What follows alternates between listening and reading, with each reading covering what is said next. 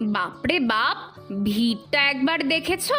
চৈত্র sell শুরু হয়েছে বোঝা যাচ্ছে। এখানে তো অনেকগুলোই এথেনিক কালেকশন পছন্দ হলো, কিন্তু সবগুলোই আমাকে গিলে খাচ্ছে বলে আমি আবার চলে গেলাম ওয়েস্টার্নের দিকে। আর এদিকে আমার ভাই একটা টাওয়াল নেবে বলে সবার সামনে ট্রায়াল দিচ্ছে। আমি তো হাসতে হাসতে কুটি কুটি। আর এই টি শার্টটা আমার খুব পছন্দ হয়েছে, কিন্তু কি জানো তো, যখন আমরা নিজেরা রোজগার করি না, তখন মনে হয় নিজের জন্য কিছু কেনার থেকে পরিবারের মানুষজনের জন্য কিছু কিনতে পারলে বেশি হ্যাপিনেস পাওয়া যায়। তাই আজকে ভাইয়ের জন্যই শুধু শপিং করলাম।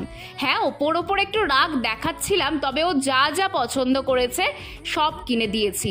আর বিলিং কাউন্টারটা দেখো, মনে হচ্ছে মাছের বাজার, এতই ভিড়। মুখে হাসি নিয়ে বেরোচ্ছি ঠিকই, কিন্তু বুকে ছিল অনেক কষ্ট।